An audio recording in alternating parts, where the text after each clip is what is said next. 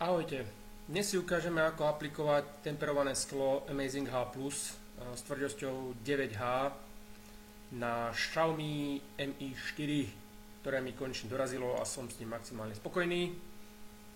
Temperované sklo je od firmy Milkin, je to pravé, má to všetko, čo má mať, takže pozrieme sa, čo v ňom nájdeme. Otvoríme si teda balíček.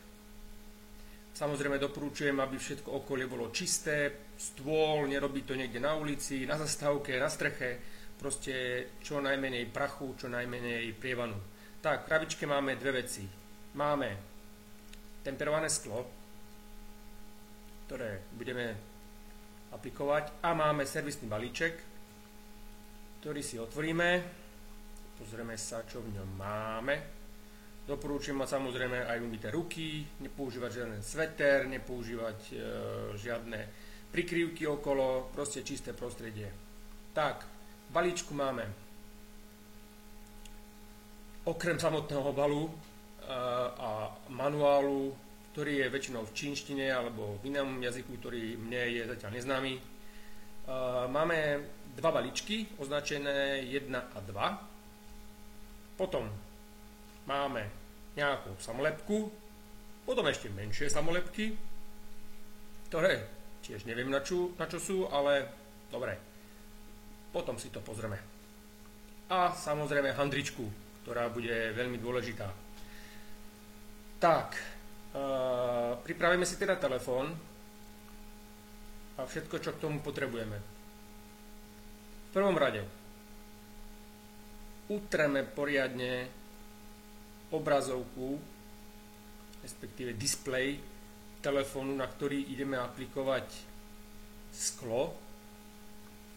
Zatiaľ len klasickou handričkou. Potom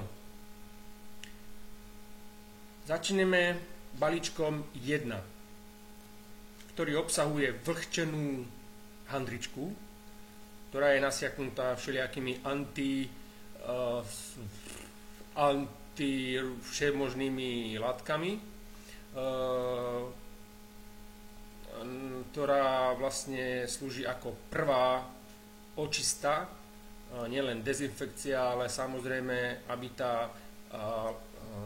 tá tekutina nasiakla všetky ďalšie nepotrebné veci, ktoré nemajú čo robiť na povrchu. Môžeme si telefón trošku nadvihnúť, aby sme fakt všetky úplné miesta hrany prečistili. Tak, opatrne položíme.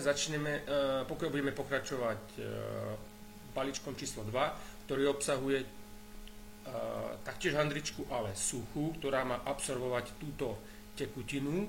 Doporučujem otvárať všetky balíčky, ktoré ešte máte mimo telefón, to znamená nie nad telefónom, ale mimo telefón, pretože aj samotné otváranie balíčkov už produkuje rôzne nečistoty. Tak, znovu prejdeme celý povrch telefónu, respektíve displeju. Zbavíme ho tej tekutiny, ktorú sme naniesli. Pekne si ho zase zdvihneme. Dôkladne prejdeme všetky miesta na displeji. Vidíte, že je čisté, krásne. Tak. Opatrne nedotýkať sa už toho displeja. A ako tretie použijeme elektrostatickú, respektíve antistatickú samolepku, ktorú odlepíme od papiera a začneme postupne prikladať na displej a tým ho zbavovať ešte ďalších nečistôt, prípadne rôznych zostatkov z predošlých handričiek, a zároveň ho zbavujeme aj statickej elektriny, ktorá môže nastať trením tými handričkami. opatrne pritiskneme na displej, ale len na danú fóliu. Vidíte, že mne sa podarilo ešte niečo odtiaľ dostať, no moc to nevidno, ale ak ste si nie istí, kľudne môžete použiť alebo opakovať celý tento postup ešte raz, tak ako to spravím ja, pretože nič tým neskazíte a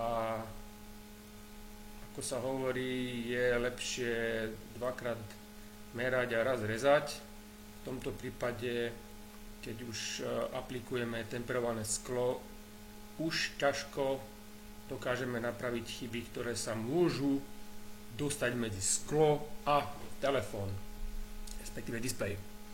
Tak, prejdeme k temperovanému sklu, vybereme ho z obalu, zase doporučujem mimo displej, nie nad displejom, že každé otváranie obalu môže, ako som spomínal, môže produkovať ďalšie nečistoty. Opatrne ho vyberem. Temperované sklo je chránené fóliou. Ja si ho ešte pre istotu z vrchu pekne prečistím, aby som videl, čo sa deje pod ním počas procesu. Niekto doporučuje dať dole len prvú časť a napríklad do polovice a potom pokračovať ďalej. Ja to dám celé dole a opatrne priložím k displeju. Musí to byť fakt presne. A ja to doporučujem z mojej skúsenosti položiť zaraz zo všetkých strán a za chvíľku príde ten trik, ktorý vás ochráni pred tým, aby vám vznikali bublinky medzi displejom a sklom. A to tak, že ak sa vám z oboch strán začne priliepať sklo a do stredu vám vytvorí bublinu, tak vám ukážem, ako sa tohoto vyvarovať. Tak, za chvíľku si to ukážeme. Pozrite sa na prst, ktorý spojí dve najvzdialenejšie strany tohto skla. Z jednej strany aj z druhej strany už ide a ja urobím fú a sklo je pekne prilepené.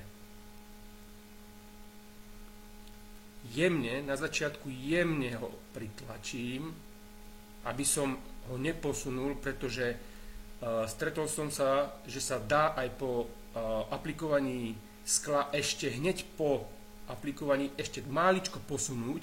Takže na začiatku jemne skontrolujeme, či je správne na oboch stranách, hlavne pri repráčiku, pri kamere, pri rôznych tých detektoroch svietivosti. Z druhej strany sa nič nestalo. Tak, teraz trošku pritlačím.